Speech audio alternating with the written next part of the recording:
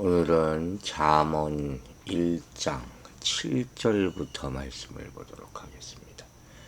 7절에서 19절까지 말씀이에요. 자, 읽어볼까요? 여호와를 경외하는 것이 지식의 근본이거늘 미련한 자는 지혜와 훈계를 멸시하느니라. 내 아들아, 내 아버지의 훈계를 들으며 내 어미의 법을 떠나지 말라. 이는 내 머리에 아름다운 관이요 내 목에 금사슬이니라. 내 아들아, 악한 자가 너를 꿰일지라도 따르지 말라. 그들이 내게 말하기를 우리와 함께 가자. 우리가 가만히 엎드렸다가 사람의 피를 흘리자. 죄 없는 자를 까닭없이 숨어 기다리다가 수월같이 그들을 산채로 삼키며 무덤에 내려가는 자들 같이 통으로 삼키자. 우리가 온갖 보화를 얻으며 빼앗은 것으로 우리 집을 채우리니 너는 우리와 함께 제비를 뽑고 우리와 함께 전대 하나만 두자 할지라도 내 아들아, 그들과 함께 길에 다니지 말라.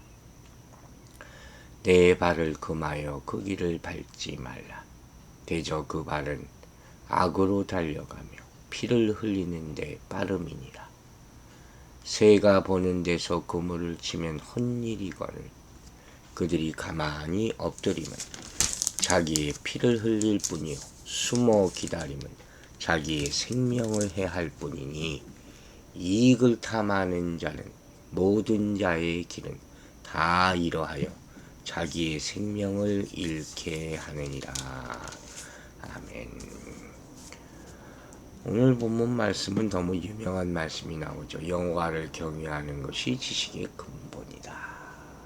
정말 여러분 교회를 좀 다니신 분들은 이 말씀 수도 없이 많이 들었을 거예요. 즉 사실 이 구절은 잠언 전체의 주제를 나타낸다고 볼 수가 있죠. 이 구조적으로도 잠언의 시작 부분과 마지막 부분 31장에 여호와를 경외하는 삶을 강조해요.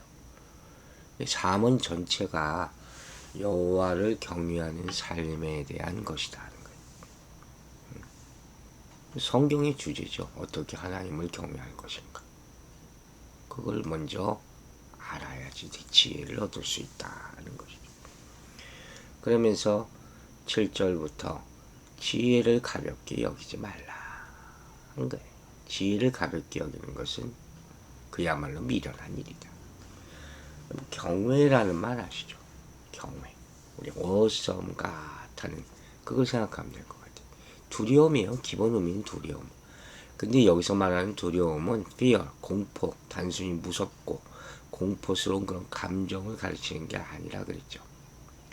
이 단어가 하나님과 관련해서 사용될 때는 무엇입니까? 피조물인 인간이 창조주 하나님 앞에 느끼는 경외감이에요. 주여 하고 엎드리는 것이죠. 하나님 앞에서 고개를 뻣뻣하게 되는 사람은 없는 겁니다. 그건 하나님을 모르는 사람이죠.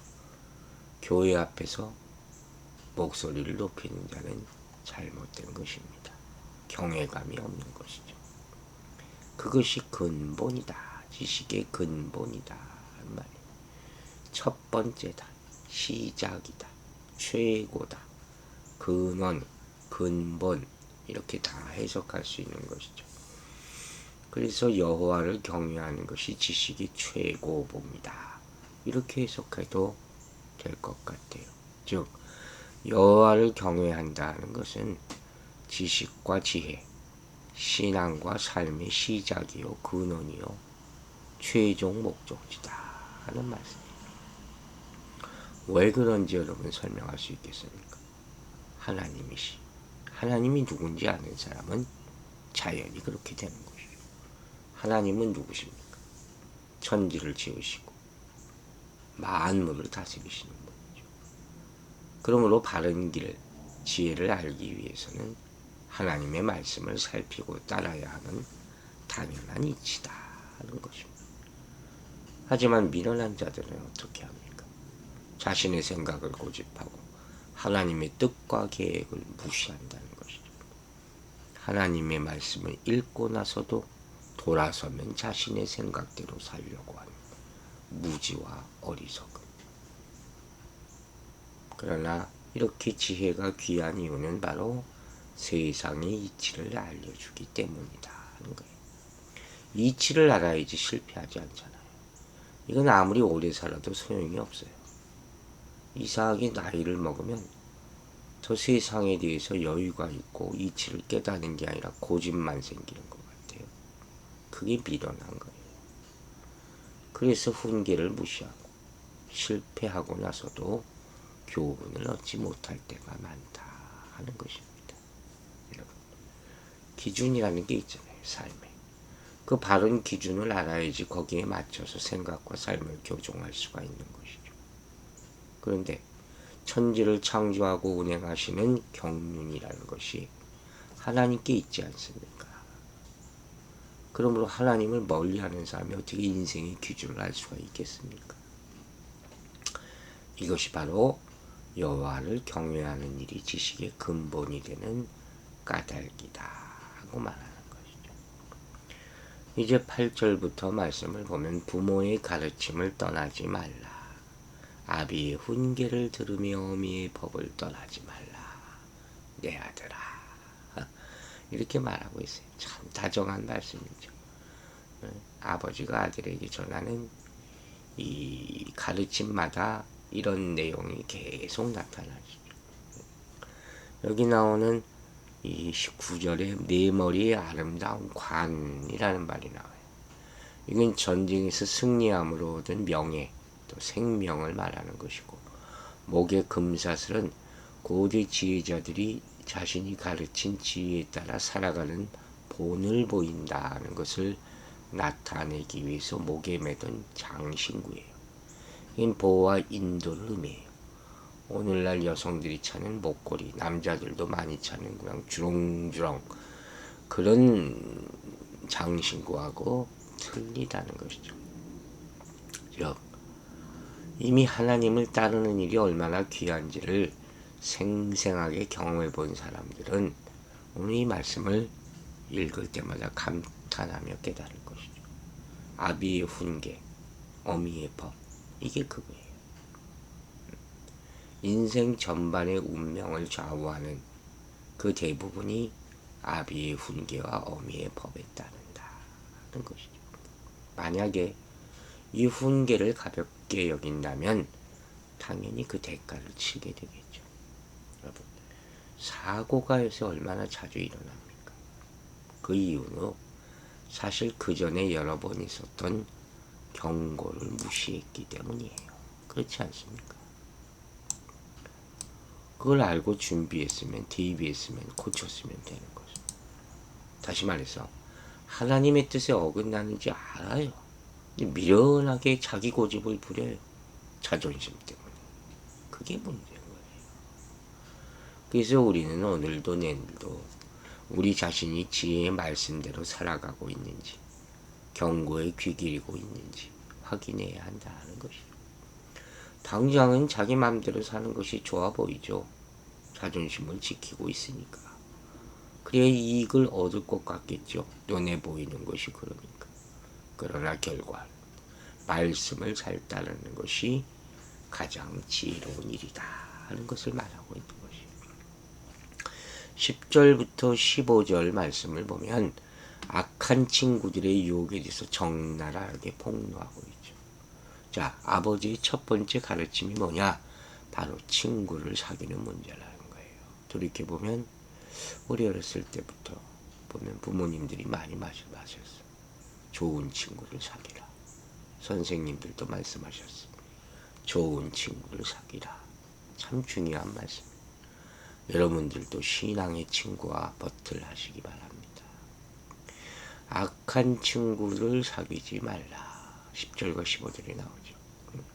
그리고 그 사이에 악한 친구들의 유혹 9가지가 쭉 나타나 보이죠.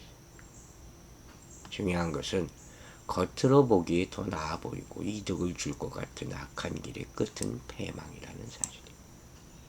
11절에 나오는 함께 가자. 이게 무슨 말이죠? 함께 가자. 누구와 함께 가느냐? 무슨 목적으로 함께 가느냐? 이게 중요하죠. 악인의 목적은 패망시키려고. 죽을 길을 같이 가자고 하는 거예요. 여러분 이 아침에 다시 한번 돌아보시기 바랍니다. 도대체 누구와 함께 가고 있습니까?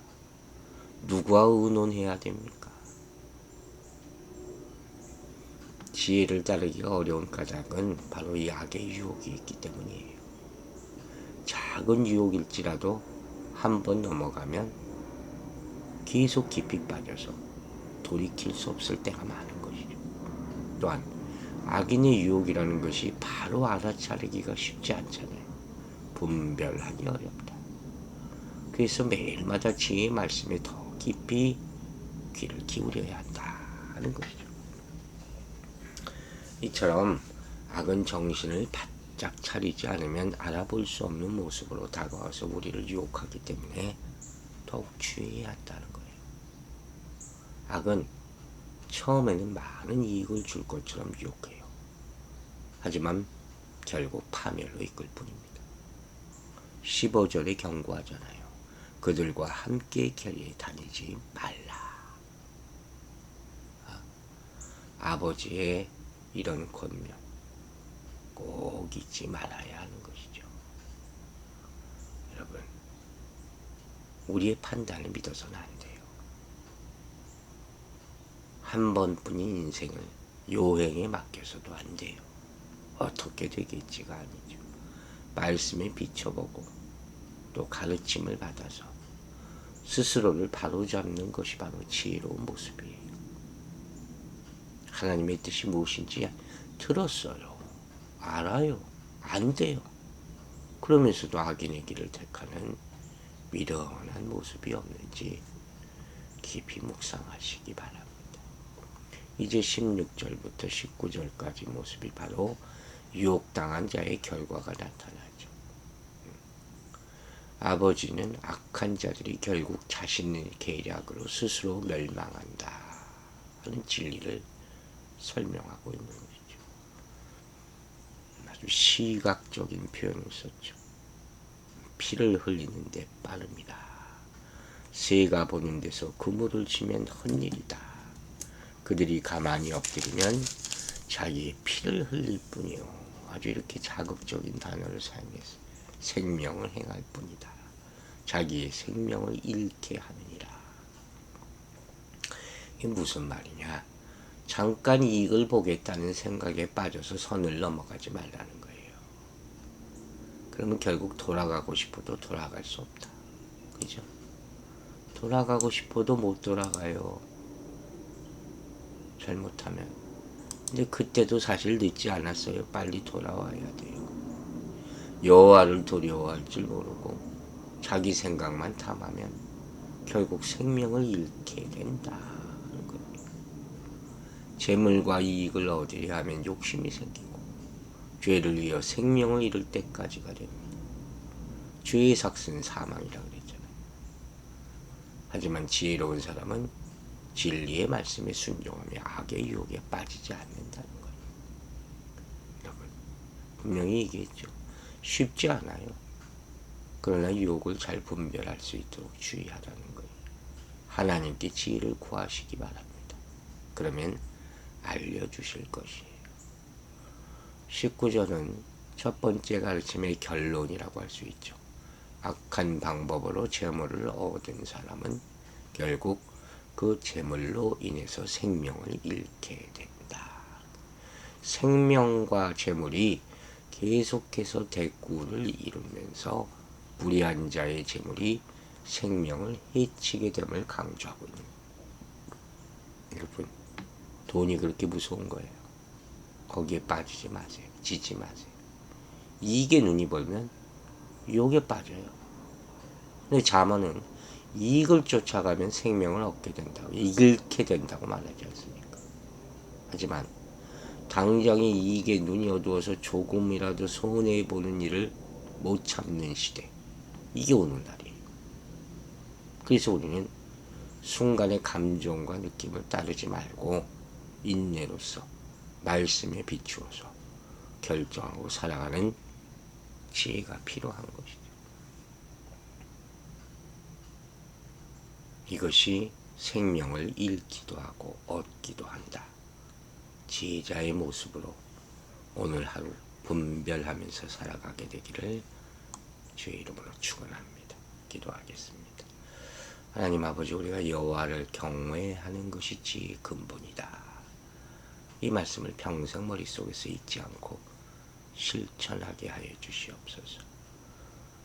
지혜를 가볍게 여기지 말게 하여 주시고 부모의 가르침을 떠나지 말게 하여 주시고 악한 자의 유혹에 빠지지 않도록 분별케 하게 하여 주시고 정신을 차렸을 때 바로 하나님께, 하나님의 말씀에, 교회로 돌아올 수 있는 그런 분별된 믿음을 허락하여 주시옵소서.